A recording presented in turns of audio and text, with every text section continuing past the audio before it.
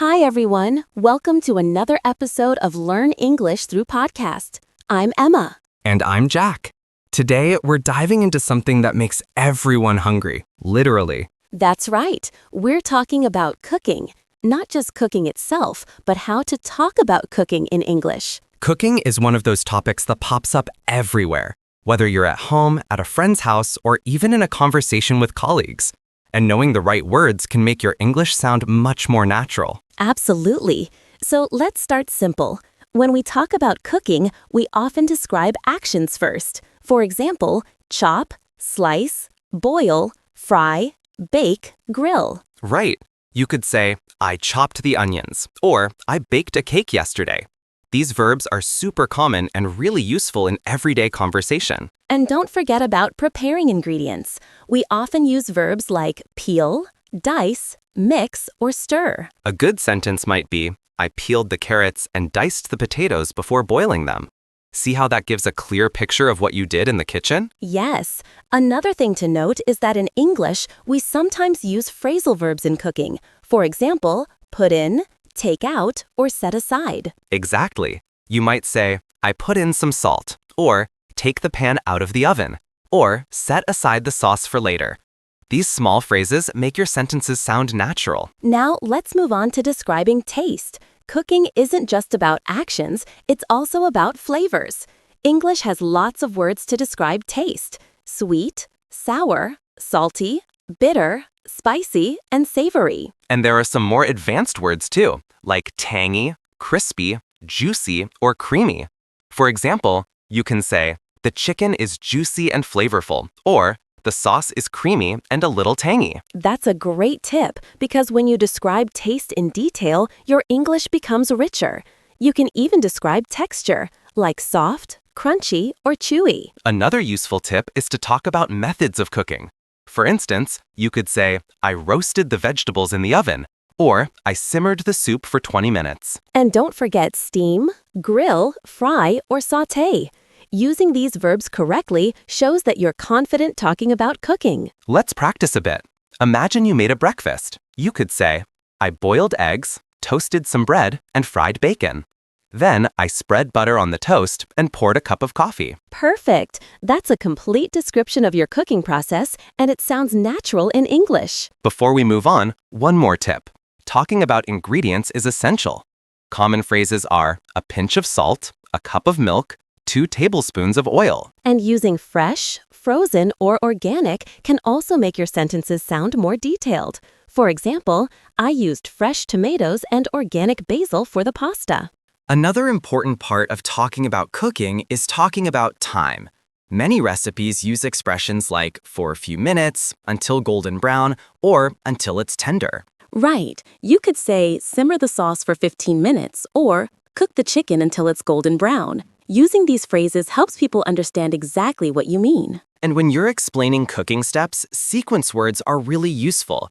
Words like first, next, then, after that, and finally. For example, first, preheat the oven. Next, mix the dry ingredients. Then, add the wet ingredients. After that, pour the batter into a pan. Finally, bake it for 30 minutes. See how easy it is to follow? Another way to make your English sound natural is talking about temperature. Words like hot, warm, cold, boiling, or frozen are common. You can also use phrases like room temperature or chilled. For example, let the dough rest at room temperature or serve the soup hot. These small details make your cooking description very clear. Let's not forget talking about tools and utensils. It's common to mention what you use while cooking. Words like knife, spoon, pan, pot, oven, blender, or whisk. A sentence could be, I used a sharp knife to chop the onions and a blender to make the sauce smooth. It adds precision and sounds professional. Another tip is to talk about quantity. People often ask, how much did you use? Words like a handful, a pinch, a slice, a cup, a teaspoon, or a tablespoon are very common. You can say, I added a pinch of salt and 2 tablespoons of olive oil. This helps listeners visualize exactly what you did. Cooking conversations also often include opinions or preferences. You can say, I like my pasta al dente, or I prefer baking over frying. And you can describe results too, like the soup turned out delicious, or the cake was a little too sweet. These expressions show your personal touch. Another fun thing is talking about styles of cooking. For instance, Italian cuisine, French cooking, grilled dishes, street food, or home-style meals. For example, I tried making a French omelet today, or I love preparing Italian pasta at home.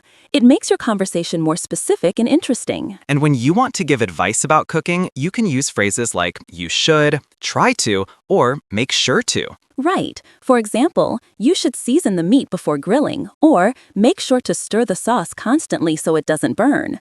Giving advice like this makes your English sound natural in everyday discussions. One last point for this part, talking about cooking mistakes. Everyone makes them. You can say, I overcooked the rice, or I forgot to add salt. Or, the cake didn't rise properly, or the soup was too salty.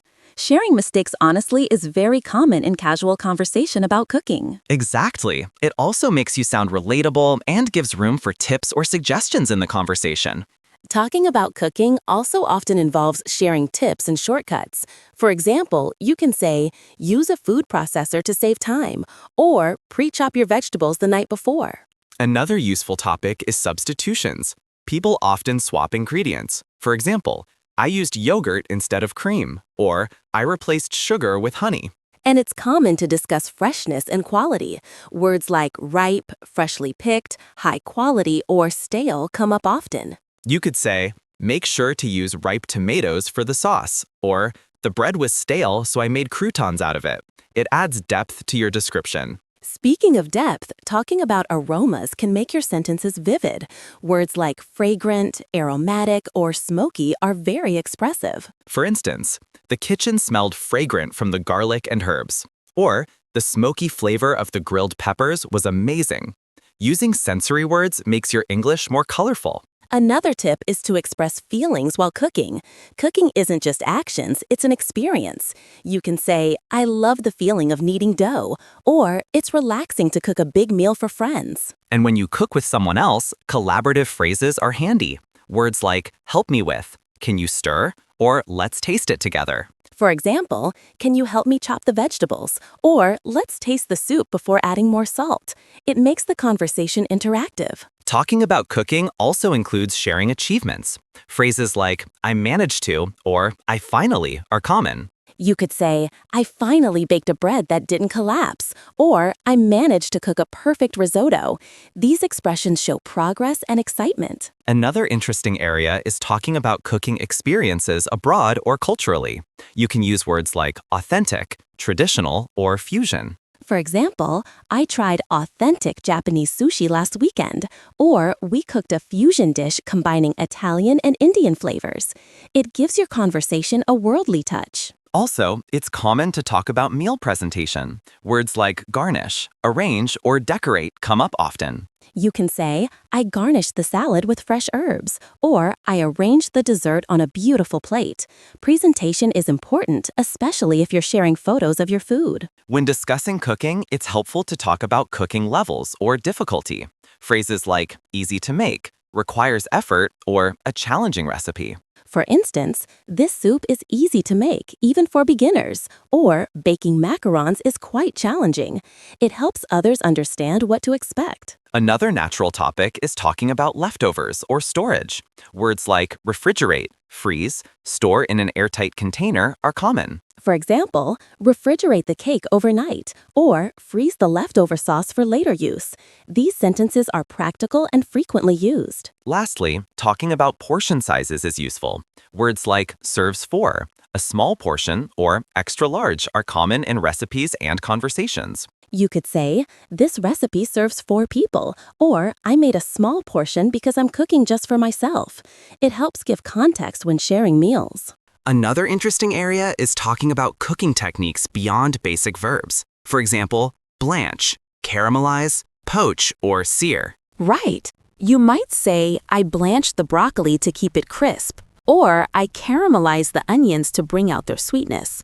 These verbs give a more professional feel to your cooking descriptions. And don't forget about marinating and seasoning. Phrases like marinate for a few hours, season generously, or add a dash of are commonly used. For instance, I marinated the chicken in soy sauce for 3 hours, or season the salad generously with olive oil and lemon juice. It really makes your English sound natural in cooking conversations. Another way to sound natural is by talking about adjustments while cooking. Words like reduce, increase, taste and adjust, or add gradually are useful. For example, reduce the heat and simmer for 10 minutes, or taste and adjust the seasoning if necessary. These phrases are very common in cooking instructions and discussions. It's also helpful to describe consistency and texture in detail. Words like thick, thin, smooth, lumpy, sticky, or runny. You could say, the sauce should be thick but pourable, or the batter was a little too runny so I added more flour. This makes your description precise and clear. Talking about kitchen safety is another aspect. Words like careful, handle with caution, or use oven mitts come up often. For instance, be careful with hot oil, or always use oven mitts when taking trays out of the oven.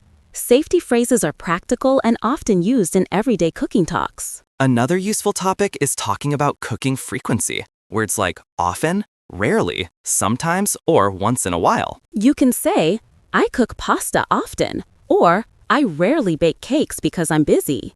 This helps others understand your cooking habits. Then there's talking about cooking outcomes. Phrases like turned out perfect, was a little undercooked, or came out delicious. For example, the risotto turned out perfect, or the pancakes were a little undercooked in the middle.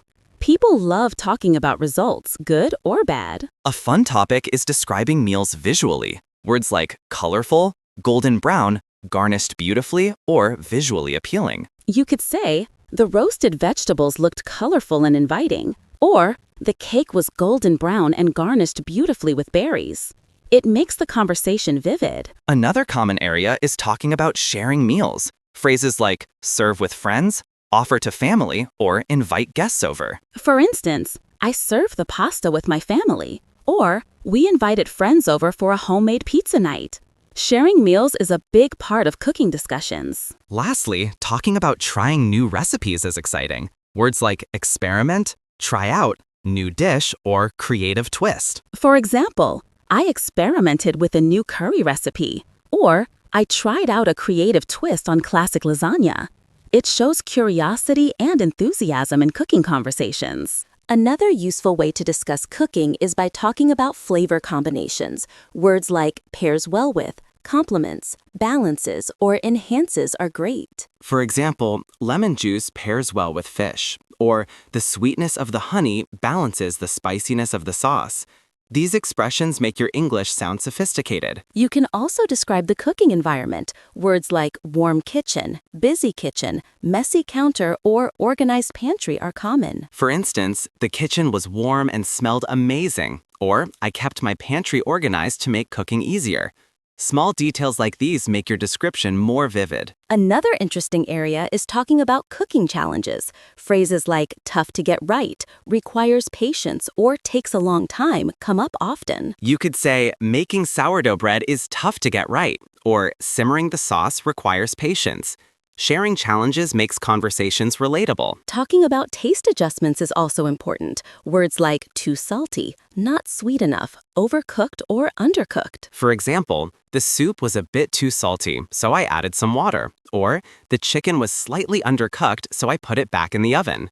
These phrases are practical for everyday cooking talk. Another way to sound natural is by discussing serving suggestions. Words like serve with rice, pair with wine, or top with herbs. For instance, I served the grilled fish with steamed vegetables, or the pasta pairs well with a light white wine. This shows knowledge and attention to detail. You can also talk about meal planning. Phrases like prepare in advance, plan weekly meals, or batch cook. For example, I prepare meals in advance to save time, or I batch cook soups for the week. These phrases are very common in casual conversation. Another useful topic is cooking for special occasions. Words like celebration meal, festive dishes, or holiday cooking. You could say, I cooked a festive meal for Christmas, or we prepared a special birthday dinner at home. It makes your English sound lively and personal. Talking about feedback on food is also important. Words like complimented, praised, enjoyed, or suggested improvements. For instance, my friends complimented the cake, or they suggested adding more spices next time. Sharing feedback is a natural part of cooking conversations. Another interesting area is talking about diet or preferences. Words like vegetarian, vegan, gluten-free, low-fat, or high protein. For example, I cooked a vegan lasagna, or I prefer low-fat recipes for weeknight dinners. This is very common in modern cooking discussions. Lastly, talking about inspiration for cooking is engaging. Words like inspired by, adapted from, or influenced by. For instance, I was inspired by a cooking show, or I adapted the recipe from my grandmother. Sharing inspiration makes your conversation more interesting and personal. Another way to make your cooking conversations lively is by talking about cooking experiences with others. Phrases like cooked together, shared a meal, or helped each other are common. For example, I cooked dinner with my sister last night, or we shared a homemade pizza with friends. Talking about shared experiences makes your English warm and relatable. You can also describe cooking experiments. Words like tried a new technique, tested a recipe, or tweaked the ingredients. For example, I tried a new technique for making pasta, or I tweaked the recipe by adding some herbs. It shows creativity and flexibility in your English. Another interesting topic is talking about cooking challenges or surprises. Phrases like unexpected result, didn't turn out as planned, or pleasant surprise. For example, the cake didn't turn out as planned, but it tasted amazing. Or it was a pleasant surprise that the sauce thickened perfectly. These expressions are very natural in daily conversation. You can also discuss cooking habits. Words like usually, sometimes, rarely, or always. For example, I usually cook dinner at home, or I rarely follow a recipe exactly. These phrases help others understand your cooking style. Another useful area is talking about cooking time efficiency. Phrases like quick meal, time-consuming, or prep in advance. For example, this is a quick meal for busy weeknights, or the recipe is time-consuming but worth it. It makes your descriptions realistic. Talking about ingredients from the market or grocery store is also common. Words like locally sourced, fresh produce, organic, or seasonal. For example, I bought locally sourced vegetables for the stir-fry, or I love using seasonal fruits for desserts. This adds authenticity to your English conversations. You can also include personal reactions while cooking. Words like excited, nervous, satisfied, or proud. For example, I was excited to try the new recipe, or I felt proud when the bread rose perfectly.